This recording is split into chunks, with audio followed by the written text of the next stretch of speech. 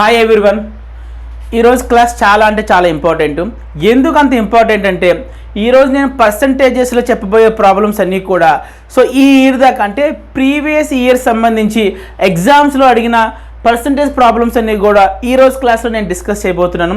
That ఇవన్నీ కూడా ఇప్పటి వరకు ప్రిలిమ్స్ ఎగ్జామ్లో అడిగిన క్వశ్చన్స్ అన్నీ కూడా ఇవి ఈరోజు డిస్కస్ చేస్తాను. అంతేకాదు నా నెక్స్ట్ క్లాస్లో మీకు ఈరోజు ప్రిలిమ్స్కి సంబంధించిన క్వశ్చన్స్ డిస్కస్ చేస్తాను కాబట్టి నా నెక్స్ట్ క్లాస్లో పర్సంటేజెస్ సంబంధించి మెయిన్స్లో అడిగిన క్వశ్చన్స్ అన్నీ కూడా నేను డిస్కస్ చేయబోతాను. అది నా నెక్స్ట్ వీడియోలో ఉంటుంది. ఈరోజు వీడియోలో మాత్రం ప్రిలిమ్స్ రిలేటెడ్ అనమాట. ఇప్పుడు దాకా ఎగ్జామ్స్లో అడిగిన అంటే అది బ్యాంక్ ప్రిలిమ్స్ అవ్వచ్చు, లేదు ఎన్టీపీసీ ప్రిలిమ్స్ అవ్వచ్చు, ఎస్ఎస్సి, సిహెచ్ఎస్ఎల్, ఎంటీఎస్, సిజిఎల్, ఈ ప్రిలిమ్స్ ఎగ్జామ్స్కి ఇప్పుడు దాకా అడిగిన అంటే పర్సంటేజెస్ని బేస్ చేసుకొని ప్రిలిమ్స్లో ఇప్పుడు దాకా అడిగిన క్వశ్చన్స్ అన్ని కూడా ఈరోజు క్లాస్లో నేను డిస్కస్ చేయబోతున్నాను. ఎక్కడ కూడా స్కిప్ చేయకుండా చూడండి, చాలా అంటే చాలా ఇంపార్టెంట్. ఈరోజు నేను చెప్పే ప్రతి క్వశ్చన్ కూడా ప్రిలిమ్స్ పాయింట్ ఆఫ్ వ్యూలో చాలా ఇంపార్టెంట్. అంతేకాదు మీకు ఆల్రెడీ చెప్పాను, ఈ క్వశ్చన్స్ అనేవి కూడా ప్రీవియస్ ఇయర్ దాకా ఏదో ఒక ఇయర్లో ఏదో ఒక ఎగ్జామ్లో అయితే అడిగాడు. ఎక్కడ స్కిప్ చేయకండి, లైట్ తీసుకోకండి. ఫస్ట్ క్వశ్చన్ ఈరోజు ఫస్ట్ క్వశ్చన్ ఏంటో ఒకసారి చూద్దాం. ఫస్ట్ క్వశ్చన్ ఒకసారి రీడ్ చేద్దాం. The salary of A is 25% more than the salary of B. By what percent is the salary of B less than that of A? అంటే ఏమని అడుగుతున్నాడండి? Salary of ఏ అని అంటే ఏ యొక్క శాలరీ అనేది బి కన్నా కూడా 25% మోరు. ఏంటండి? ఏ యొక్క శాలరీ అనేది బి కన్నా కూడా 25% మోరు. ఒకవేళ బి శాలరీ మనం 100% అనుకుందాం. ఫర్ ఎగ్జాంపుల్ 100% అనుకుంటే ఏ అనేవాడు బి కన్నా కూడా 25%, చూడండి క్లియర్గా చెప్తున్నాడు, 25% మోర్ దాన్ ద బి.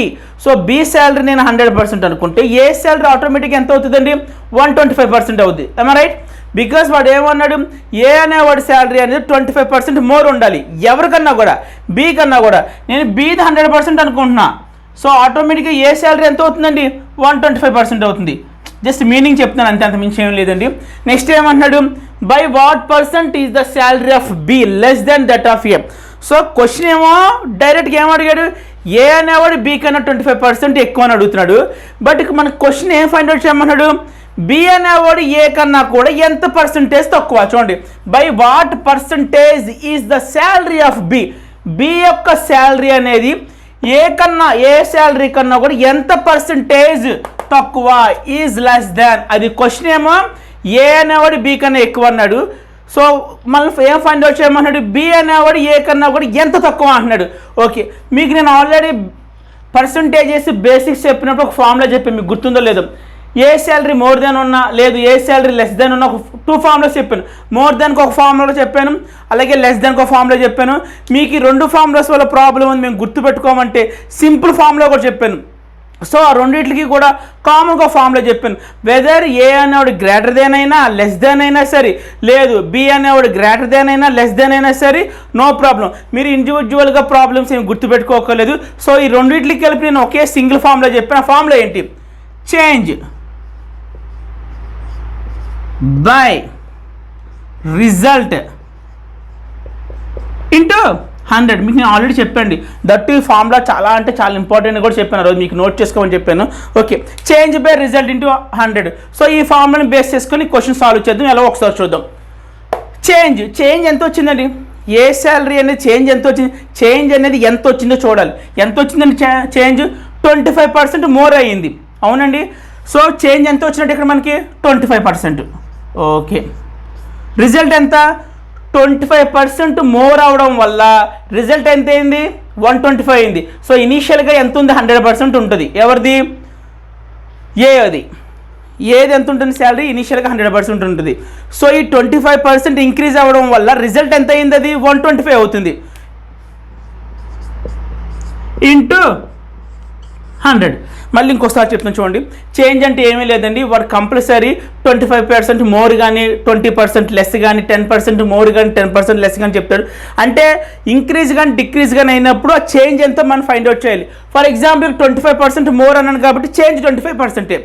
అలాగే రిజల్ట్ నేను ఇంక్రీజ్ అన్నాను కాబట్టి మీకు ఆల్రెడీ చెప్పాను, పర్సంటేజెస్లో total value or total number కానీ హోల్ వాల్యూ కానీ ఇవన్నీ కూడా దేనికి ఈక్వల్ అని చెప్పాను, మీకు 100%కి ఈక్వల్ అని చెప్పి లాస్ట్ 2 క్లాసెస్ నుంచి కూడా చెప్పుకొస్తున్నాను. అలాగే ఏది ఇనీషియల్గా శాలరీ ఎంత ఉండొచ్చండి? 100 ఉంది. నువ్వు 25% ఇంక్రీజ్ చేయడం వల్ల రిజల్ట్ ఎంత అయింది? వాడిది శాలరీ మీద ఇంపాక్ట్ అయ్యి 125 అయింది ఇంటూ 100.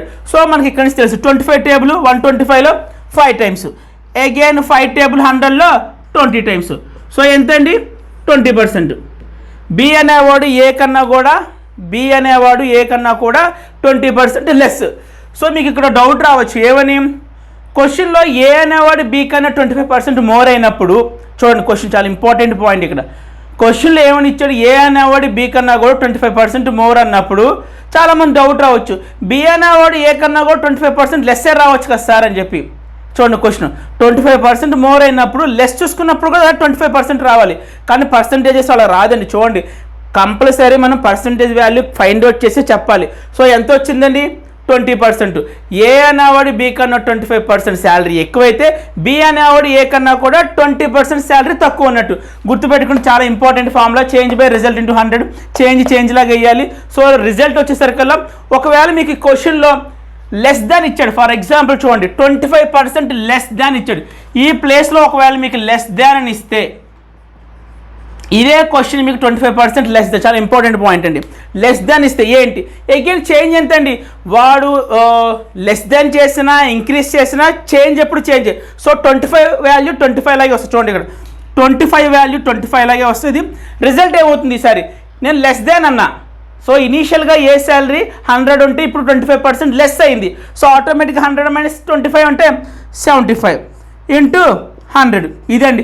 ఒకవేళ లెస్ దాన్ అడిగితే మాత్రం ఇది. ఓకే అర్థమైంది కదండి. ఓకే నెక్స్ట్ సమ్ చూద్దాం. ఓకే సెకండ్ ప్రాబ్లం ఒకసారి ఫాస్ట్గా రీడ్ చేద్దామండి. The price of an article is increased by 5% and afterwards it is decreased by 5%. Find the overall percentage change. ఒకసారి క్వశ్చన్ ఒకసారి అర్థం చేసుకొని ట్రై చేస్తే ఫస్ట్ ఏమన్నాడు, ఇనీషియల్గా ఆర్టికల్గా ఒక ప్రైస్ ఉంది. ఇనీషియల్గా ఆర్టికల్ అంటే వస్తువు అండి. సో ఇనీషియల్గా ఆర్టికల్కి ఒక ప్రైస్ పెట్టాడు. ఓకే ఆ ప్రైస్ని ఫస్ట్ ఏం చేశాడు, హీ ఇంక్రీజ్డ్ 5%. సో ఆల్రెడీ ఉన్న కాస్ట్ని 5% ఇంక్రీజ్ చేశాడు. మళ్ళీ ఇమీడియట్గా ఏం చేశాడు, ఆఫ్టర్వర్డ్స్ ఆ తర్వాత ఏం చేశాడు, ఇట్ ఈజ్ డిక్రీజ్డ్ బై 5%. ఇనీషియల్గా ఏమో 5% ఇంక్రీజ్ చేశాడు, ఆఫ్టర్ దాట్ ఇంకొక 5% డిక్రీజ్ చేశాడు. So find the overall percentage change. So మొత్తం టోటల్గా చూసుకుంటే పర్సంటేజ్ చేంజ్ అనేది ఎంత అయింది అంటే ఇనీషియల్కిను ఫైనల్గా వచ్చిన కాస్ట్కి మధ్య పర్సంటేజ్ చేంజ్ అనేది ఏ రకంగా వచ్చింది. మీకు నేను ఆల్రెడీ ఫార్ములాస్లో చెప్పానండి. ఒక ఆర్టికల్ యొక్క కాస్ట్ని ఒక ఆర్టికల్ యొక్క ప్రైస్ని మీరు ఫస్ట్ X% పెంచి ఆ తర్వాత మళ్ళీ అదే X% డిక్రీజ్ చేస్తే ఒక ఫార్ములా చెప్పాను. ఏమని చెప్పానండి, X ఇంటూ X బై 100. మీకు ఆల్రెడీ ఈ ఫార్ములా చెప్పానండి బేసిక్స్ చెప్పినప్పుడే. ఏదైనా ఒక వస్తువు యొక్క కాస్ట్ అనేది, ఏదైనా ఒక ఆర్టికల్ యొక్క కాస్ట్ అనేది ఇనీషియల్గా ఒక X% పెంచారు, ఆ తర్వాత మళ్ళీ అదే X% అనేది డిక్రీజ్ చేశారు. ఇక్కడ మీరు నోట్ చేసిన పాయింట్ ఏంటంటే ఇనీషియల్గా కూడా ఇంక్రీజ్ కూడా 5% చేశాడు, ఇదో పాయింట్ నోట్ చేయండి. అలాగే తర్వాత మళ్ళీ మీరు డిక్రీజ్ చేసిన కూడా ఎంత అండి 5%. సో ఇక్కడ 2 కేసెస్లో కూడా అంటే ఇంక్రీజ్ టైంలోను డిక్రీజ్ టైంలోను వాల్యూ అనేది సేమ్ ఉంచండి. అక్కడ 5% ఇక్కడ 5%. సో ఎప్పుడైనా ఒక వస్తువుని మీరు X% ఇంక్రీజ్ చేసి ఆ తర్వాత X% డిక్రీజ్ చేస్తే ఫార్ములా చెప్పాను మీకు, X into X by 100. Okay X అంటే ఎంత 5 into 5 by 100 that is equal to 25 by 100. So 25 table అనేది 100 హౌ మెనీ టైమ్స్ అండి 4 times. That is equal to 1/4. So 1/4 అంటే ఆన్సర్ ఏంటండి, ఒకవేళ మీకు ఆన్సర్ ఫ్రాక్షన్స్లో ఉందనుకోండి ఇక్కడ వరకు వదిలేయచ్చు, లేదు మీకు ఇచ్చిన ఆన్సర్ డెసిమల్స్లో ఉందనుకోండి 1/4 అంటే డెసిమల్ వాల్యూ ఎంత అవుతుందండి 0.25. ఎస్ 0.25 గుర్తుపెట్టుకోండి. ఇంకొకసారి రిపీట్ చేసి చూడండి. ఏదైనా ఒక ఇవన్నీ డైరెక్ట్ ఫార్ములాస్ ఏనండి. సో కొన్నిసార్లు ఏమైందంటే మనకి ఫార్ములా ద్వారా అనేది ఫాస్ట్గా అవుతుంది సమ్ అనేది. సో చూసుకోండి, ఒక ఆర్టికల్ కాస్ట్ని ఇనీషియల్గా X% ఇంక్రీజ్ చేసి ఆ తర్వాత ఇమ్మీడియట్గా మళ్ళీ అదే X% డిక్రీజ్ చేస్తే డైరెక్ట్ ఫార్ములా ఉంది మనకి, ఏంటది X into X by 100. So ఇక్కడ 5% ఇనీషియల్గా ఇంక్రీజ్ చేశారు, ఆ తర్వాత 5% అనేది డిక్రీజ్ చేశారు. సో 2 కేసెస్లో కూడా ఇక్కడ వాల్యూ అనేది ఫిక్స్డ్ కాన్స్టెంట్. సో అలాంటి కేసులో మన ఫార్ములా ఏంటి, X into X by 100. So 5 into 5 by 100. So 1/4 వచ్చింది. సో ఫ్రాక్షన్ అదే 1/4 ఫ్రాక్షన్ వాల్యూ యొక్క డెసిమల్ వాల్యూ ఎంత 0.25. ఓకే నెక్స్ట్ సమ్ చూద్దాం. ఓకే థర్డ్ క్వశ్చన్ ఒకసారి చూద్దామండి. సో దీనికన్నా ముందుగా మనం ఇందాక సెకండ్ క్వశ్చన్ సాల్వ్ చేసారు కదండి. సో మనకి అక్కడ 0.25 వచ్చింది ఆన్సర్, అవునండి. సో 1/4 అనే ఫ్రాక్షన్ వచ్చింది, దాన్ని డెసిమల్లో కన్వర్ట్ చేసుకుంటే 0.25 అని వచ్చింది. సో మీకు ఇక్కడ ఆప్షన్స్ ఇచ్చేటప్పుడు ఎలాగ ఇస్తాడంటే 0.25 ఇచ్చి ఇంక్రీజ్ అని ఇస్తాడు పర్సంటేజ్ ఆప్షన్ ఒకటి, ఇంకో ఆప్షన్ వచ్చి మనకి 0.25 డిక్రీజ్ అని ఇస్తాడు. సో ఇలాంటి ఆప్షన్స్ ఉన్నప్పుడు మరి మన ఆన్సర్ ఏంటి? సో సింగిల్గా 0.25 కనబడితే ఆన్సర్ ఆప్షన్స్లో మనం అది చూస్ చేసుకుంటాం. బట్ మనకి ఇచ్చిన ఆప్షన్స్లో సేమ్ వాల్యూ ఉంటే, 2 ఆప్షన్స్కి కూడా సేమ్ వాల్యూ ఉంటాయి. ఎలాగ లైక్ ఏ అనే ఆప్షన్ వచ్చి మనకి 0.25 ఇంక్రీజ్, అలాగే బి అనే ఆప్షన్ వచ్చి 0.25 డిక్రీజ్ అని ఇలాగ ఇచ్చినప్పుడు మరి ఎలా సార్ మన ఆన్సర్ ఏమవుతుందని మీకు ఆల్రెడీ నేను ఆ ఫామ్లో చెప్పినప్పుడే చెప్పాను. మీకు ఏమని, ఒక సేమ్ ఆర్టికల్ని ఇనీషియల్గా X% పెంచి తర్వాత X% డిక్రీజ్ చేస్తే, అంటే ఇక్కడ ఫిక్స్డ్ ఉన్నప్పుడు అదే 5% ఇంక్రీజ్ చేసి 5% డిక్రీజ్ చేస్తే, లేదు 10% ఇంక్రీజ్ చేసి 10% డిక్రీజ్ చేస్తే. సో ఎప్పుడైతే సేమ్ వాల్యూని మనం ఇంక్రీజ్ డిక్రీజ్ చేస్తే ఓవరాల్గా మనకు వచ్చే చేంజ్ అనేది కంపల్సరీగా డిక్రీజ్ అవుతుంది. ఏంటండి, మనకి ఓవరాల్గా వచ్చే పర్సంటేజ్ చేంజ్ అనేది ఎప్పుడు కూడా డిక్రీజ్ అవుతుంది. సో మన ఆన్సర్ ఏంటండి, ఇది గుర్తుపెట్టుకోండి. సేమ్ వాల్యూ మీకు X% ఇంక్రీజ్ చేసి X% డిక్రీజ్ చేసినప్పుడు మీకు ఓవరాల్గా వచ్చే పర్సంటేజ్ అనేది ఎప్పుడు కూడా డిక్రీజ్, గుర్తుపెట్టుకోండి, డిక్రీజ్. ఓకేనా? ఓకే, థర్డ్ ప్రాబ్లం ఒకసారి చూద్దాం. ఒకసారి ఫాస్ట్గా రీడ్ చేద్దాం. థర్డ్ ప్రాబ్లం ఏముందో ఒకసారి. ఏమని ఇచ్చాడు third problem? The length of a rectangle is increased by 10%. Okay, and then breadth is unaltered. ఇక్కడ ఇంపార్టెంట్ పాయింట్ అండి వర్డ్ ఇది. అన్ఆల్టర్డ్ అంటే ఏంటి మీనింగ్? అన్ఆల్టర్డ్ అంటే మీనింగ్ ఏంటి? ఆల్టర్ అంటే ఏంటి? చేంజ్ చేయడం. అన్ఆల్టర్డ్ అంటే ఏంటి? No change. అంటే దాన్ని వీడు ఏమి చేయలేదు అంటే ఏంటి? ఇంక్రీజ్ చేయలేదు, బ్రెత్ని డిక్రీజ్ చేయలేదు. సో ప్రీవియస్గా ఎంత ఉందో వాల్యూ అది ఉంచేశాడు. సో ఇక్కడ అన్ఆల్టర్డ్ అంటే మీనింగ్ అదే అండి, నో చేంజ్ అనమాట. సో దాన్ని వీడు ఇంక్రీజ్ చేయలేదు, డిక్రీజ్ చేయలేదు, ప్రీవియస్గా బ్రెత్ అయితే ఎంత ఉంటుందో దాన్ని ఉంచేశాడు. Okay, find the percentage change in its area. Okay, మనందరం కూడా చాలాసార్లు నేర్చుకున్నాం. ఏంటి? రెక్టాంగిల్ యొక్క ఏరియా ఫార్ములా ఏంటండి? రెక్టాంగిల్ ఏరియా ఫార్ములా ఎంత? Area is equal to length into breadth. అవునా? ఎస్ అండి, మనం ఆల్రెడీ చాలాసార్లు నేర్చుకున్నాం. ఏవేంటంటివి? రెక్టాంగిల్ ఏరియాస్ నేర్చుకున్నాం, స్క్వేర్ నేర్చుకున్నాం, రాంబస్ నేర్చుకున్నాం, పారాగ్రామ్, ట్రెపిజియం, ఇవన్నీ కూడా నేర్చుకున్నాము. మనం బాగా నేర్చుకుని గుర్తుపెట్టుకున్నవి రెండు. ఏంటి? ఒకటి రెక్టాంగిల్ అయితే ఒకటి square. So area of rectangle formula ఏంటండి? Area of rectangle formula is length into breadth. So వీడు మాట్లాడుతుంది వీటి గురించి. ఈ క్వశ్చన్లో వీడు మాట్లాడుతుంది ఈ రెండే. ఒక రెక్టాంగిల్ యొక్క లెంత్ని ఎంత ఇంక్రీజ్ చేశారు చూడండి. The length of a rectangle is increased by 20%. So ఈ ఇనీషియల్గా ఉన్న లెంత్ని, ఇనీషియల్గా దాని లెంత్ ఉంటుందో ఎవరికి తెలియదండి, బట్ ఆ ఉన్న లెంత్ని వీడు 20% అనేది ఆ లెంత్ని ఇంక్రీజ్ చేశాడు. ఇది ఇంక్రీజ్ సింబల్ అండి. Next, and then breadth is unaltered. Now he is talking about breadth. So బ్రెత్ని ఎంత పెంచాడండి? అసలు పెంచలేదు, అన్ఆల్టర్డ్ అంటున్నాడు. మీకు ఆల్రెడీ చెప్పిన మీనింగ్ అన్ఆల్టర్డ్ అంటే దెర్ ఈజ్ నో చేంజ్. అంటే ఏంటి? There is no increment, there is no decrement. So అక్కడ ఇంక్రిమెంట్ లేదు, డిక్రిమెంట్ లేదు, ఇనిషియల్గా ఎంత ఉందో వాల్యూ ఎంత ఉంది. సో బ్రెత్ని అయితే ఆల్టర్ చేయలేదు ఈ బ్రెత్ వాల్యూని. ఓకే, సో ఈ రకంగా ఓన్లీ నేను లెంత్ని ఇంక్రీజ్ చేస్తే find the percentage change in its area. అంటే ఇనీషియల్గా లెంత్ బ్రెత్తో మనం లెంత్ని బ్రెత్ని మల్టిప్లై చేస్తే ఒక ఏరియా వస్తుంది. ఇనీషియల్గా ఒరిజినల్గా ఉన్న లెంత్ని, ఒరిజినల్గా ఉన్న బ్రెత్ని రెండు మల్టిప్లై చేస్తే రెక్టాంగిల్ యొక్క ఏరియా, ఒరిజినల్ ఏరియా వస్తుంది. సెకండ్ కేసులో ఏమంటున్నాడు అంటే, ఒకవేళ నేను లెంత్ని 20% ఇంక్రీజ్ చేస్తే అప్పుడు నాకు వచ్చే ఏరియాలో చేంజ్ ఎంత అంటున్నాడు. సో చూద్దాం ఒకసారి ఇది ఎలా చేయాలో ఒకసారి చూద్దాం. మీకు నేను ఆల్రెడీ బేసిక్స్లో ఫార్ములా చెప్పాను. ఒకే వాల్యూని ఒకసారి X% పెంచి ఆ తర్వాత Y% పెంచితే, ఆర్ ఒకసారి X% పెంచి ఇంకొకసారి Y% డిక్రీజ్ చేస్తే, గుర్తుపెట్టుకోండి ఎప్పుడైనా మీకు సేమ్ వాల్యూని ఒకసారి X% ఆ తర్వాత Y%. ఇందాక చెప్పిన సమ్లో మీకు X% ఇంక్రీజ్మెంట్ అలాగే X% డిక్రీమెంట్. ఇందాక చెప్పిన సమ్లో అయితే నేను X% అంటే బోత్ కేసెస్లో కూడా X% ఇంక్రిమెంట్ ఉంటే X% డిక్రిమెంట్ ఉంది. సో ఈ పర్టికులర్ ప్రాబ్లంలో అయితే మీకు ఇక్కడ X% కాదు, ఇనీషియల్గా X% ఉంటే తర్వాత Y% ఉంది. అంటే ఇక్కడ వాల్యూస్ అనేవి చేంజ్ అయినాయి. ఎప్పుడైతే మీకు 2 వాల్యూస్ కింద చేంజ్ అవుతుందో మీకు ఫార్ములా ఇచ్చే, మీకు ఒకసారి గుర్తు తెచ్చుకోండి. 100 into X/100 into Y/100 difference with 100. మీకు ఆల్రెడీ చెప్పారండి, ఇనీషియల్గా ఉన్న ఒక కాస్ట్ ప్రైస్ కానీ ఏదైనా ఒక టోటల్ వాల్యూ, ఒరిజినల్ వాల్యూ, ఆ వాల్యూని మీరు ఇనీషియల్గా X% ఇంక్రీజ్ చేసి ఆ తర్వాత Y% అనేది ఇంక్రీజ్ చేస్తే ఫార్ములా ఏంటి? 100 × X/100 × Y/100 డిఫరెన్స్ విత్ 100. అంటే వచ్చిన వాల్యూని మీరు 100తో డిఫరెన్స్ చేసుకున్న వాల్యూ అయ్యాలి. మీకు ఆల్రెడీ నేను ఫార్ములా చెప్పానండి. సో దీన్ని బేస్ చేసుకుందాం. సార్ ఇక్కడ 100 అంటే ఏంటంటే ఇక్కడ ఫార్ములాలో 100 అంటే ఏం లేదు, ఇనీషియల్గా ఉన్న రెక్టాంగిల్ ఏరియా అండి. ఇనీషియల్గా నేను ఏరియాని 100 అనుకుంటున్నా. సో ఇది అదండి, ఇనీషియల్గా మన రెక్టాంగిల్ యొక్క ఏరియా అంతా 100. ఈ ఏరియాలో ఆ తర్వాత ఏం చేశాను, లెంత్ ఆల్రెడీ ఉన్న లెంత్ నేను 20% పెంచాను. సో అందుకే X/100. ఆ తర్వాత ఒకవేళ Y% ఇంక్రీజ్ చేస్తే Y/100. సో ఇప్పుడు మీకు రాస్తే మీకు క్లియర్గా అర్థమవుతుంది. సో ఇనీషియల్గా ఉన్న రెక్టాంగిల్ ఏరియా 100 అనుకున్నాను. ఓకే, ఇంటూ సో ఆల్రెడీ ఉన్న లెంత్ని ఎంత ఇంక్రీజ్ చేశాడండి? 20%. చూడండి ఇక్కడ సరే, ఆల్రెడీ ఉన్న లెంత్ని 20% ఇంక్రీజ్ చేశాడు. ఓకే, నేను ఇనీషియల్గా ఉన్న లెంత్ని 100% అనుకుంటున్నా. ఎంతండి? ఇనీషియల్గా ఉన్న, మీకు ఆల్రెడీ చాలాసార్లు చెప్పాను, పర్సంటేజెస్లో total value, original value, whole value ఇవన్నీ కూడా మనం దేనికి ఈక్వల్ అని చెప్పాను? 100%. సో ఇనీషియల్గా ఉన్న లెంత్ వాల్యూ నేను 100% అనుకుంటున్నా.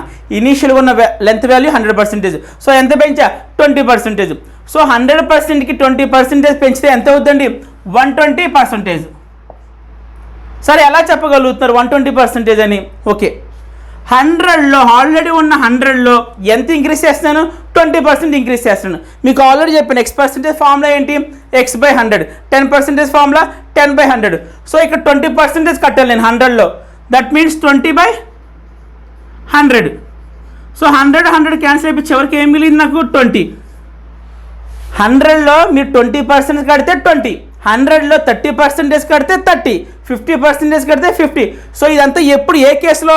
మీరు విత్ రెస్పెక్ట్ టు 100 మాట్లాడుతున్నప్పుడు. 100లో మీరు ఏదైనా పర్సంటేజ్ ఫైండ్ అవుట్ చేద్దాం అనుకుంటే మాత్రం ఆ పర్సంటేజ్ అనేది it self is a value. So 10% కావాలి నాకు 100లో, 10% వాల్యూ. 20% అయితే 20% వస్తుంది. సో ఉన్నదానికి 100కి 20 యాడ్ చేస్తాం కాబట్టి 120. గుర్తుపెట్టుకోండి, దీనికోసం మీరు ఈ స్టెప్ వేసి టైం వేస్ట్ చేయొద్దు.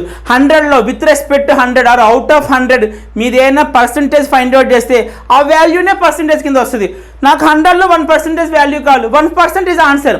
నాకు 100లో 20% కావాలి, సో 20 ఈజ్ ఆన్సర్. 100లో 90% కావాలి, 90 is answer. So with respect 100 మీరు ఏదైనా వాల్యూ ఫైండ్ అవుట్ చేస్తే ఆ that percentage it self is a value. ఆ పర్సంటేజ్ ఎంతైతే మనం ఫైండ్ అవుట్ చేద్దాం అనుకుంటున్నామో అదే రియల్ వాల్యూ అవుతుంది. ఓకే, సో ఆల్రెడీ ఉన్న లెంత్ని ఉన్న 100% నేను 20% ఇంక్రీజ్ చేశాను, అంటే 120%. 120% ఎలా రాయొచ్చు నేను? 120/100 కింద రాయొచ్చు.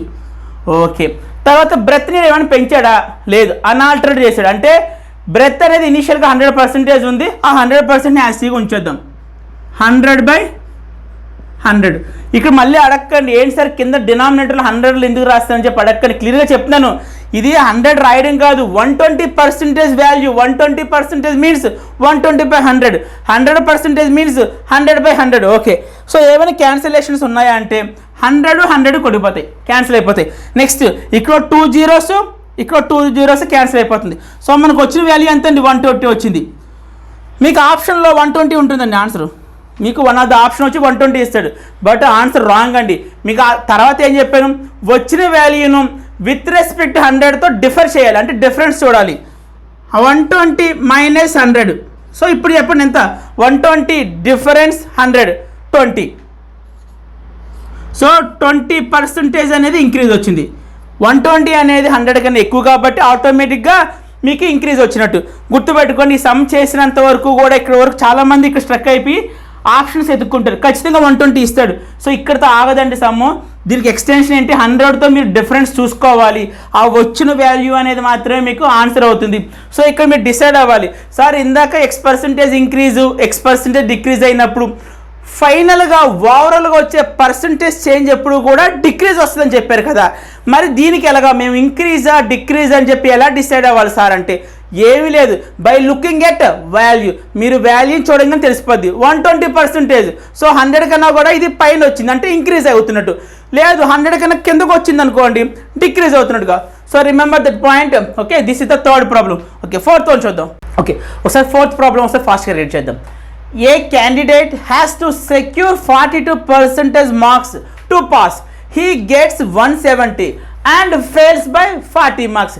Find the maximum marks. Okay, ఒకసారి అర్థం చేసుకొని ట్రై చేద్దామండి. A candidate has to secure 42% marks. అంటే ఒక స్టూడెంట్ అనేవాడు పాస్ అవ్వాలంటే వాడికి ఎన్ని మార్క్స్ రావాలండి? He has to secure 42% marks. గుర్తుపెట్టుకోండి, ఇక్కడ ఒక స్టూడెంట్ లేదు, ఒక క్యాండిడేట్ పాస్ అవ్వాలంటే వాడికి ఎంత రావాలండి? 42 మార్క్స్. సో ఇక్కడ 42 మార్క్స్ అనేవి పాస్ మార్క్స్. గుర్తుపెట్టుకోండి, 42 మార్క్స్ అనేవి pass marks. Okay, he gets, వాడికి ఎన్ని వచ్చినాయి అంటున్నారు? హీ గెట్స్ 170, వాడికి 170 వచ్చినాయి అంట. ఓకే, వచ్చాక కూడా చూడండి, he gets 170 and fails by 40 marks. ఆడికి 170 వచ్చాయి, వచ్చిన తర్వాత కూడా ఎన్ని మార్కులు తేడాతో ఫెయిల్ అయిపోయాడు? 40 మార్క్స్ తేడాతో ఫెయిల్ అయిపోయాడు. ఓకే, అంటే వీడికి ఆ 40 వచ్చుంటే పాస్ అయ్యాడండి. ఇక్కడ మీరు అర్థం చేసుకోవాల్సిన సమ్ము, ఈ సమ్ ఇప్పటికే చాలాసార్లు ఎగ్జామ్లో అడిగాడండి. సో జాగ్రత్తగా వినండి, ఈజీ సమ్ ఏమీ ఉండదు, కాన్సెప్ట్ అర్థం చేసుకోండి చాలు. పాస్ మార్క్ అయితే 42 మార్క్స్ క్లియర్గా చెప్పాడు. A candidate has to secure 42% marks. Pass mark అయితే 42% రావాలి, అది క్లియర్, అక్కడ వరకు క్లియర్. ఇక్కడ అసలైన పాయింట్ ఏంది? హీ గెట్స్ 170, వాడికి ఎంత వచ్చినాయి ఏంటండి? 170 వచ్చినాయి. వచ్చినాక కూడా చూడండి, he gets 170 and fails by 40 marks. వీడికి 170 వచ్చి కూడా 40 మార్కులు తేడాతో ఫెయిల్ అయిపోయాడు. ఏంటండి? 170 వచ్చి కూడా 170 వచ్చినాయి, పాస్ అయ్యాడా? లేదు. ఎన్ని మార్కులు తేడాతో ఫెయిల్ అయిపోయాడంట? 40 మార్కులు తేడాతో ఫెయిల్ అయిపోయాడు. 40 మార్కులు తేడాతో ఫెయిల్ అయిపోయాడు. ఈ 40 మార్కులు ఆడికి కలిపితే నేను 40 మార్కులు రాక ఫెయిల్ అయ్యాడు. గుర్తుపెట్టుకున్న పాయింట్ ఇక్కడ, వీడికి ఆ 40 మార్క్స్ రాలేదు కాబట్టి ఫెయిల్ అయిపోయాడు. ఆ 40 మార్క్స్ కూడా వచ్చేస్తే పాస్ అయిపోతాడు. ఇక్కడ అసలైన పాయింట్ ఇక్కడ గుర్తుపెట్టుకోండి. సో పాస్ మార్క్స్ ఎంత అన్నాడండి? 42%. am I right? చూడండి, 42 అనేది pass marks. Okay, is equal to pass mark వచ్చి 42%. ఓకే, వీడికి వచ్చిన మార్క్స్ ఎంత అండి? 170. క్లియర్గా చూసుకోండి, నేను లెఫ్ట్ సైడ్ రాసింది pass marks. So right side కూడా నేను పాస్ మార్క్స్ కింద రాస్తాను. సో వీడికి ఆల్రెడీ ఎంత వచ్చినాయి? 170 వచ్చింది. సో ఎంత రాలేదు కాబట్టి వీడు ఫెయిల్ అయ్యాడు? 40 మార్క్స్. వీడికి 40 మార్క్స్ ఇంకా రాలేదు కాబట్టి ఫెయిల్ అయిపోయాడు. ఆ 40 మార్క్స్ కూడా వీడికి కలిపేస్తాను నేను. చూడండి, ఆడికి 40 మార్క్స్ రాలేదు కాబట్టి ఫెయిల్ అయిపోయాడు. సో ఆ 40 మార్క్స్ కూడా కలిపేస్తాను. అంటే రైట్ సైడ్ ఏమన్నట్టు? Pass marks. లెఫ్ట్ సైడ్ ఏమన్నట్టు? Pass percentage. సో మనం రెండిట్లు కూడా ఈక్వల్ చేయొచ్చు. గుర్తుపెట్టుకోండి, 42% ఈజ్ ఈక్వల్ టు 170 ప్లస్ ఇది పాస్ మార్క్ కాబట్టి కూడా రైట్ సైడ్ కూడా నా ఇంటెన్షన్ ఏంటి? అక్కడ కూడా పాస్ మార్క్ వాల్యూ తెప్పిద్దామని చెప్పి. సో 170 వచ్చినాయి, ఇంకొక 40 మార్కులకి యాడ్ చేస్తే పాస్ అయిపోతాడు, అంతే కదండి. ఆ 40 మార్కులకి రాకే ఫెయిల్ అయిపోయాడు. గుర్తుపెట్టుకోండి. ఓకే, 42% ఈజ్ హౌ మచ్ అండి? 170 ప్లస్ 40 అంటే ఎంత అండి? 210. So 42% is 210. Remember this value. Okay, next question ఏమి అడిగాడు? Find the maximum marks. So again in percentage, total value. Okay, total value or total number or original value, whole value or maximum marks, ఇవన్నీ కూడా ఎంత పర్సంటేజ్కి equal అని చెప్పాను? 100% కన్నా. So 100% is how much? Question mark. మీ ఇష్టం, cross multiplication అయినా చేయండి, లేదంటే 42ని దేంతో మల్టిప్లై చేస్తే 210 వస్తుందండి. Into 5 times. ఏమ రైట్? 42ని ఇంటూ 5 చేస్తే 5 టైమ్స్ వస్తుంది కాబట్టి 100 కూడా ఇంటూ 5 చేయండి, you will get the 500. So total marks ఎంతండి? ఎగ్జామ్ మొత్తం ఎన్ని మార్క్స్ కన్వర్ట్ చేశారండి? 500 మార్క్స్ కన్వర్ట్ చేశారు. చాలా ఇంపార్టెంట్ సమ్ అండి, జాగ్రత్త చూడండి. Okay, next some. Next problem ఒకసారి రీడ్ చేద్దాం. సో ఈ ప్రాబ్లం కూడా అండి ఇందాక చెప్పిన ప్రాబ్లం కన్నా కూడా చాలా అంటే చాలా ఇంపార్టెంట్. ఈ ప్రాబ్లమ్ని ఎగ్జామ్లో చాలాసార్లు అడుగున్నాడు, ఇప్పటికే చాలాసార్లు అడుగున్నాడు, ఇందాక దానికన్నా కూడా డబుల్ ఇంపార్టెంట్. సో జాగ్రత్తగా వినండి. Mallik got 32% of the maximum marks and failed by 20 marks and Anil got 50% marks which are 25 above the pass marks. Find the maximum marks. ఒకసారి క్వశ్చన్ అర్థం చేసుకుందామండి. చూడండి, Mallik got 32% of the maximum marks. So Mallik అనే వ్యక్తికి are Mallik అనే స్టూడెంట్కి మ్యాక్సిమం మార్క్స్కి వాడికి మ్యాక్సిమం మార్క్స్లో 32% వచ్చినాయి. మ్యాక్సిమం మార్క్స్లో 32% వచ్చింది. వచ్చి కూడా చూడండి, వాడికి 32% వచ్చి కూడా హీ ఫెయిల్డ్ బై 20 మార్క్స్. చూడండి, మల్లిక్కి 32, ఆన్సర్ చూడండి ఒకసారి. ఫస్ట్ 32% వచ్చింది మల్లిక్కి, అవునండి. 32 ఇందాక సమ్లాగే 32% వచ్చి కూడా ఎన్ని మార్క్స్ తేడాతో ఫెయిల్ అయిపోయాడండి, 20 మార్క్స్ తేడాతో. సో ఇప్పుడు నేను ఈ పర్సంటేజ్కి ఆ 20 యాడ్ చేస్తే పాస్ మార్క్ వస్తుంది. చూడండి ఇందాక చెప్పిన కాన్సెప్ట్ ఏనండి ఇది. వీడికి 20 మార్క్స్ రాక ఫెయిల్ అయ్యాడు, 32% వచ్చి కూడా 20 మార్క్స్ రాక ఫెయిల్ అయిపోయాడు. సో నేనేం చేశాను, అదే 32%కి వీడికి ఏ మార్క్స్ అయితే రాలేదో 20 మార్క్స్ యాడ్ చేశాను. సో ఇప్పుడు వీడు పాస్ అయ్యేటట్టు, కొంచెం పాస్ మార్క్ ఇది. ఓకే నెక్స్ట్ అనిల్ చూద్దాం. Anil got 50% marks. ఓకే అనిల్కి ఇస్తే 50% మార్క్స్ వచ్చింది, but which are 25 above the pass marks. ఇక్కడ ఇంపార్టెంట్ పాయింట్, అనిల్కి అయితే 50% మార్క్స్ వచ్చినాయి, బట్ ఆ 50% మార్క్స్ అనేవి కూడా పాస్ మార్క్ కన్నా కూడా 25 అనేవి అబౌవ్ అంటే ఎక్కువ ఉన్నాయి. మళ్ళీ చెప్తాను చూడండి, అనిల్కి వచ్చినాయి 50%, అనిల్కి వచ్చినాయి 50%. గుర్తుపెట్టుకోండి, ఇంపార్టెంట్ స్టెప్ ఇది. ఈ స్టెప్ అర్థమైతే చాలు. అనిల్కి వచ్చినాయి 50% మార్క్స్. ఈ మార్క్స్ అనేవి పాస్ మార్క్ కన్నా కూడా చూడండి, పాస్ మార్క్ కన్నా కూడా 25 అబౌవ్ ఉన్నాయి. పాస్ మార్క్ కన్నా కూడా 25 అబౌవ్ ఉన్నాయి. నేను ఆ 25 అబౌవ్ని లెస్ చేసేస్తాను. పాస్ మార్క్ కన్నా ఈ 50% అనేది పాస్ మార్క్ కన్నా కూడా 25 అబౌవ్. సో నేను ఆ 25ని సెపరేట్ చేస్తే again it became pass mark. So ఇది పాస్ మార్క్, ఇది పాస్ మార్క్, ఇది pass mark, both are equal. అర్థమైందండి. సో ఇక్కడ ఏంటి, వాడికి 32% వచ్చినాయి కాబట్టి ఇంకా పాస్ అవ్వడానికి ఎన్ని కావాలి వీడికి, ఎవరికి మల్లిక్కి 20 కావాలి, అందుకే 20 యాడ్ చేశాను. సో ఈ లెఫ్ట్ సైడ్ వాల్యూ అంతా కూడా pass mark. Coming to right side, వాడికి అనిల్కి ఎంత వచ్చినాయి, 50% వచ్చినాయి. వాడికి పాస్ మార్క్ కన్నా కూడా ఎంత ఎక్స్ట్రా వచ్చినాయి. ఇక్కడ లెఫ్ట్ సైడ్ నాకు పాస్ మార్క్ ఉందండి, రైట్ సైడ్ కూడా ఇంటెన్షన్ ఏంటి, పాస్ మార్క్ పెడదామని చెప్పి. సో వాడికి 50% వచ్చింది. 50% అనేది పాస్ మార్క్ కన్నా కూడా 25 అబౌవ్ ఉంది, ఎక్కువ ఉంది. ఆ ఎక్కువనే తక్కువ చేసుకుంటున్నాను, మైనస్ చేసి సరిపోయింది. ఇది పాస్ మార్క్, ఇది పాస్ మార్క్. ఓకే సో మనకు తెలిసిన కాన్సెప్ట్ చిన్నప్పటి నుంచి. పర్సంటేజ్ అన్నీ కూడా ఒక పక్కకు మూవ్ చేద్దాము, నాన్ పర్సంటేజ్ వాల్యూస్ అనేవి కూడా అదర్ సైడ్ మూవ్ చేద్దాము. సో 32% మైనస్ 50% అంటే హౌ మచ్ అండి, 18% ఈజ్ ఈక్వల్ టు. సో -25 ఇటు పక్క మూవ్ చేస్తే +25 అవుతుంది. 20 + 25 అంటే 45.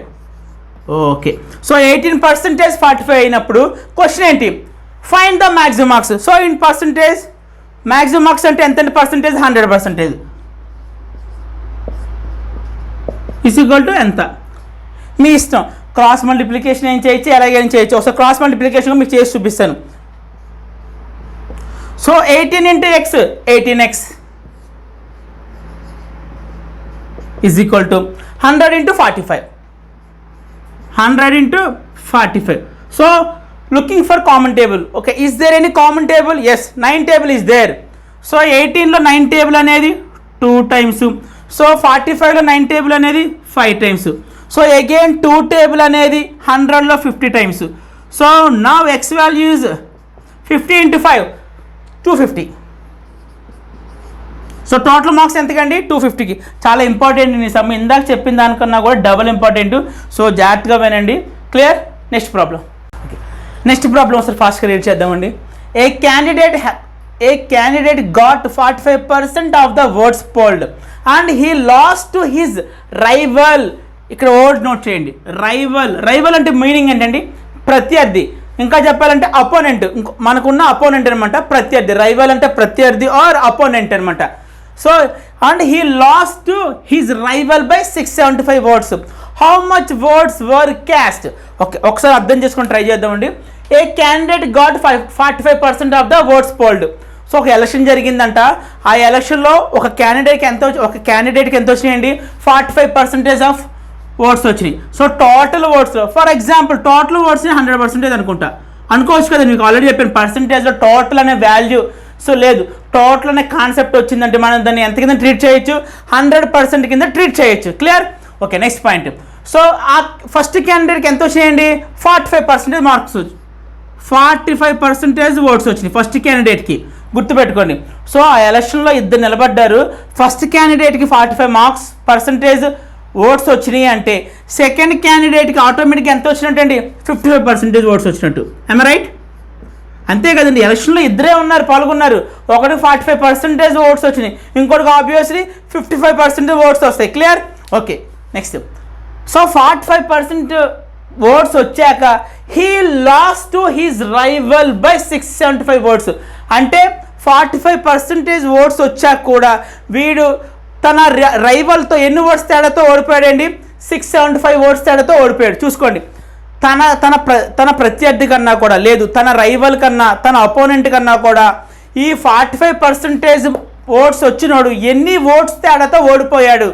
675 ఓట్స్ తేడాతో ఓడిపోయాడు. సో అంటే వాళ్ళిద్దరి మధ్య ఉన్న ఓట్స్ డిఫరెన్స్ ఎంత అండి? 675. రైట్? బికాజ్ అదే చెప్తాడు, వాడు ప్రత్యర్థి కన్నా కూడా వీడు 675 ఓట్లు తేడాతో ఓడిపోయాడు. హీ లాస్ట్, వీడి ఎలక్షన్ ఓడిపోయాడు.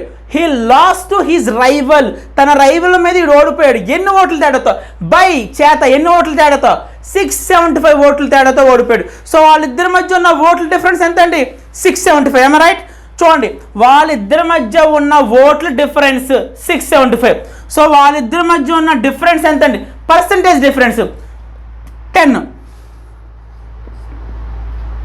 మళ్ళీ 675 అనేవి ఏంటండి? Oats difference. ప్రత్యర్థికిను వీడికి వచ్చిన ఓట్స్ డిఫరెన్స్. సో అపోనెంట్కి వీడికి ఉన్న ఓట్స్ డిఫరెన్స్ వచ్చి 675. సో 10% అనేది పర్సంటేజ్ పాయింట్ ఆఫ్ వ్యూలో వాళ్ళిద్దరి మధ్య డిఫరెన్స్. ఇది వచ్చేమో ఓట్స్ పాయింట్ ఆఫ్ వ్యూలో డిఫరెన్స్. సో 10% అనేది 55 - 45. 10% అనేది పర్సంటేజ్ పాయింట్ ఆఫ్ వ్యూలో డిఫరెన్స్. సో నేను రెండింటికి ఈక్వల్ చేయొచ్చు, ఎందుకంటే ఇది డిఫరెన్స్, ఇది డిఫరెన్స్. బట్ ఇది న్యూమరిక్ వాల్యూ, ఇది పర్సంటేజ్ వాల్యూ, మనం ఈక్వల్ చేయొచ్చు, రెండు కూడా పర్సంటేజ్ కాబట్టి. So 10% is 675. సో క్వశ్చన్ ఏమి అడిగాడు? How much votes were caste? మొత్తం ఎన్ని ఓట్లు పడినాయి ఆ ఎలక్షన్లో? సో టోటల్ ఓట్స్ మనం ఎప్పుడు కూడా ఎంత పర్సంటేజ్ కనుక్కుంటామండి? 100% కనుక్కుంటాం. ఓకే, సో ఇక్కడ మీరు అబ్జర్వ్ చేయాల్సింది ఏంటంటే 10 దేంతో మల్టిప్లై చేస్తే 675 వస్తుంది. అది మోడల్ 1 చెప్పా. మోడల్ 2 మీకు ఆల్రెడీ చెప్పాను. ఏమని చెప్పాను మీకు? నేను క్రాస్ మల్టిప్లికేషన్ చేయొచ్చు అని చెప్పాను. ఓకే, లేదు అది కూడా వద్దు, ఇంకేం చేయొచ్చు. సో క్రాస్ మల్టిప్లికేషన్ కూడా కావట్లేదు, ఇంకేం మెథడ్ ఉంది? 10ని ఏం చేస్తే 100 అవుతుంది. ఏంటండి?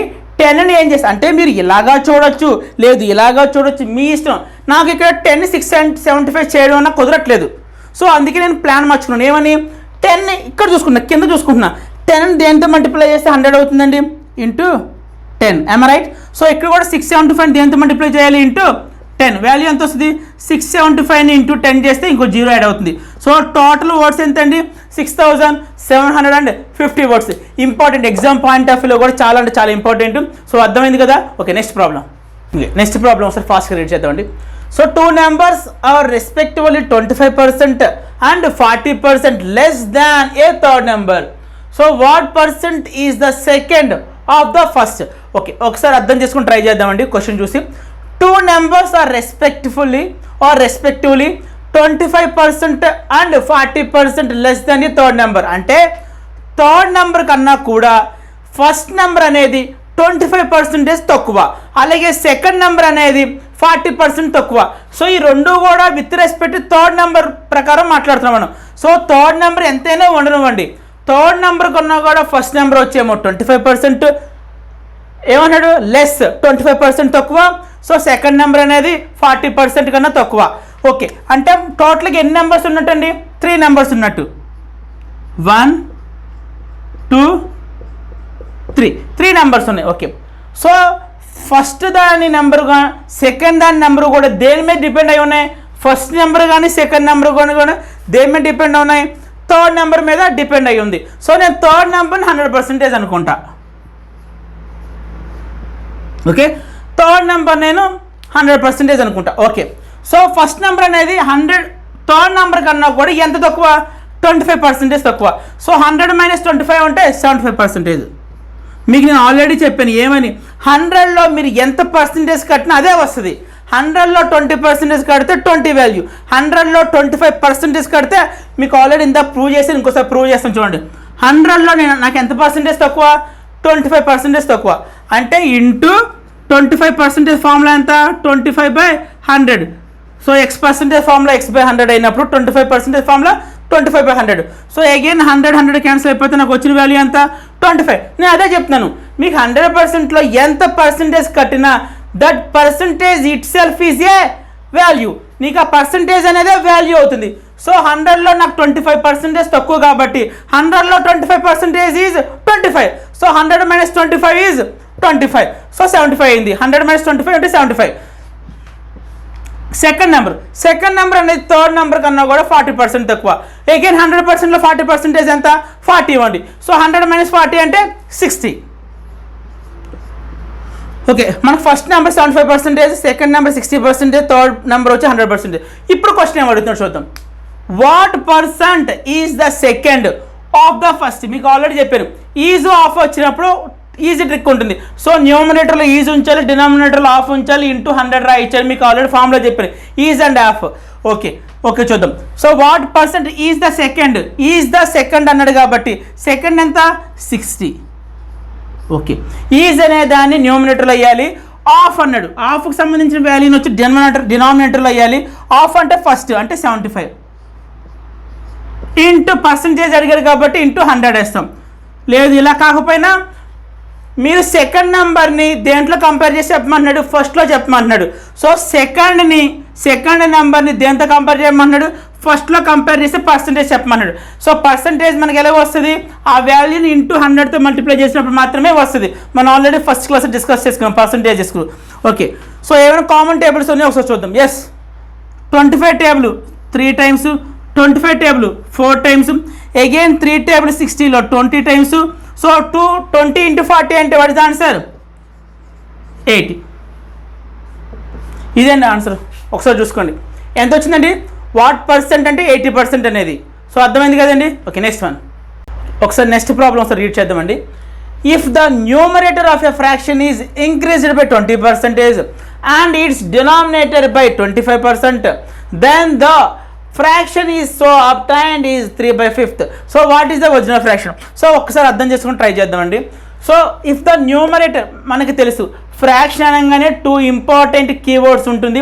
వన్ ఈజ్ న్యూమరేటర్ అనే పదము, రెండోది డినామినేటర్ అనే పదము. So A/B is a fraction అని చెప్పి మనకు తెలుసు.